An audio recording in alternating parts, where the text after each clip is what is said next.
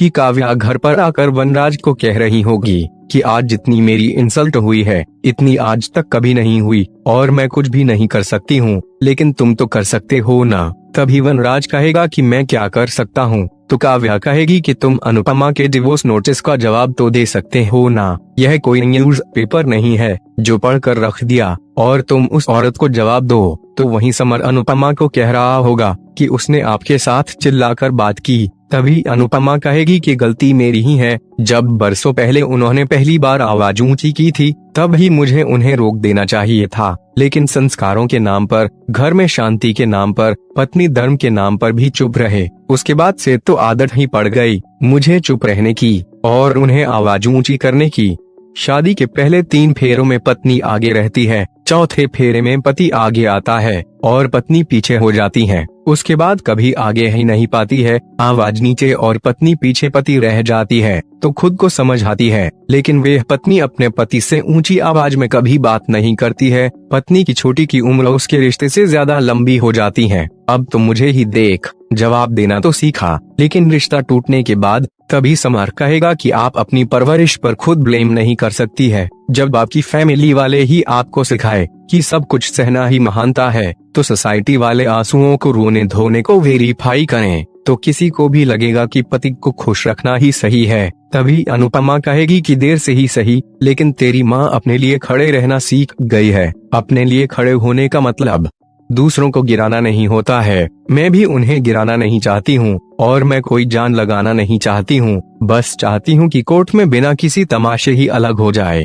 तो वही काव्या वनराज को डिवोर्स नोटिस हाथ में लेकर कह रही होगी कि इसमें तो सिर्फ इतना ही लिखा है कि वे सिर्फ अलग ही होना चाहती है। वे कितनी महान है ना। अनुपमा तुम्हारी नौकरी क्या गई, उसने तो तुम्हें गरीब ही समझ लिया। तभी वनराज कहेगा जवाब तो देना ही होगा, करारा जवाब। दूसरी तरफ दिखाया जाएगा कि काजल जब घर पर आएगी तभी अनुपमा उसके लिए पानी लेकर जाएगी और कहेगी कि तू थक गई होगी और उसे बताएगी कि कैसा रहा पहला दिन। तभी काजल कहेगी कि अच्छा था। तभी बा कहेगी कि उस मैदे की कटोरे ने कुछ बोला तो नहीं। तभी काजल कहेगी कि मैं जिस प्रोजेक्ट पर काम कर रही हूँ उसमें भी काव्या भी है।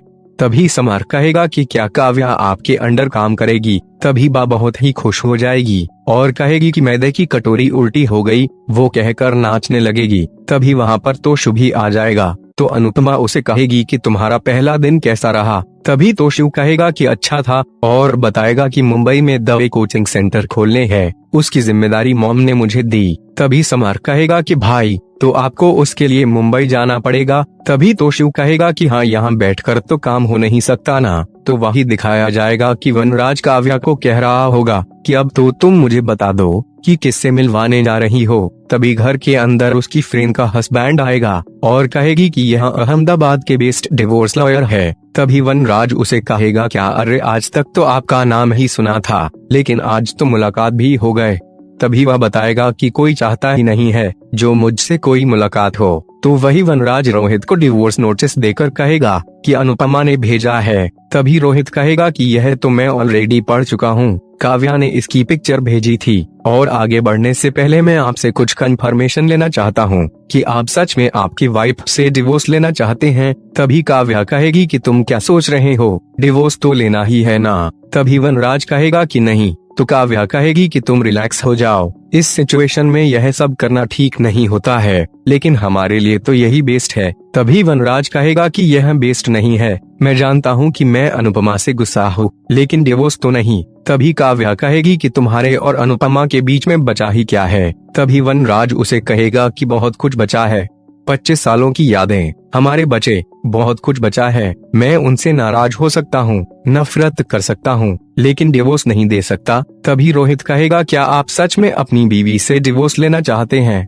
दूसरी तरफ दिखाया जाएगा कि बा कह रही होगी कि तू तो घर छोड़ रहा है, लेकिन तेरी माँ ने तो घर तोड़ा है। तो बापूजी उसे कहेंगे कि तुम बात को कहां से कहां ले जा रही है। तभी काजल कहेगी कि जिंदगी हम दोनों की है, तो शहर बदलने का फैसला भी हम दोनों का ही होना चाहिए। तुम्हें डिसीजन लेने से पहले एक बार सोच लेना चाहिए था। तभी तोशु उसे कहेगा कि तुमने सोचा था, तुमने तो मेरे मना करने के बावजूद भी पापा की जॉब को ज्वाइन की, तुमने यह भी नहीं सोचा कि पापा को कैसा लगेगा। तभी बा अनुपमा को कहेगी कि तू जो कर रही है वही तेरे बच्चे सीख रहे हैं, तभी अनुपमा कहेगी मेरे हालात अलग थे, भगवान ना करे तो शुआ और केजल के बीच ऐसे हालत पैदा हो। तो वहीबा कहेगी कि मैंने उसे टूटने से कहा था, लेकिन अब तो घर बिखर जाएगा। अब तो वनराज भी चुप नहीं बैठेगा, तो वही वनराज रोहित को डिवोर्स के लिए हाँ बोल देगा। तभी रोहित कहेगा कि कोई बात नहीं, तो मैं आपके डिवोर्स के साथ साथ अनिरुद्ध और काव्या की डिवोर्स की प्रोसेस शुरू कर देता हूँ।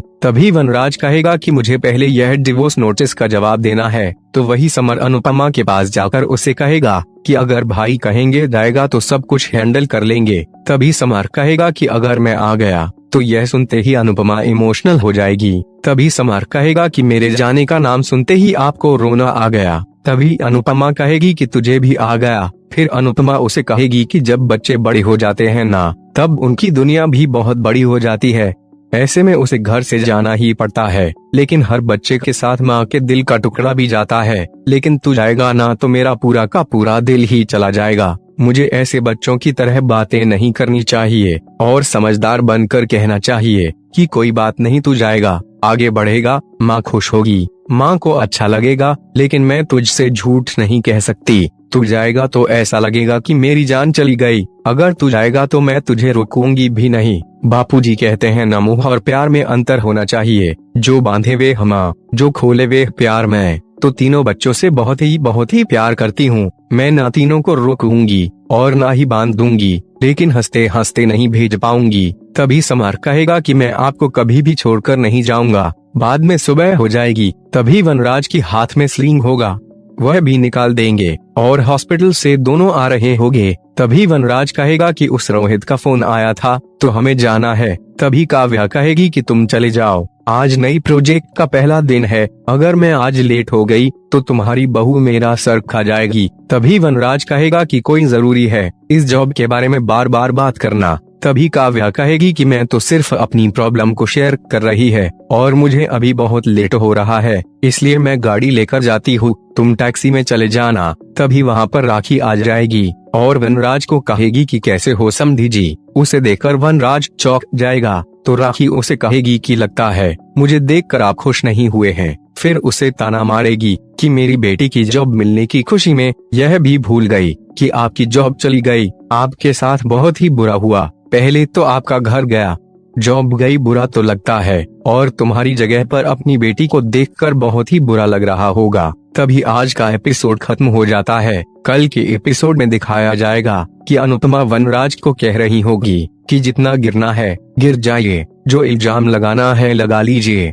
मैं भरी अदालत में दुनिया के सामने आकर हर सवाल का जवाब दूंगी। अब मैं वे अनुपमा नहीं हूँ जो आपके गुस्से से थरथराऊं, क्योंकि इस बार अनुपमा अलग है और यह बात याद रखिएगा। तभी वनराज कहेगा कि अगर अनुपमा पहले वाली नहीं है तो मैं भी अब पहले वाला वनराज शाह नहीं हूँ, अब लिहाज नहीं होगा, सिर्फ जंग होगा।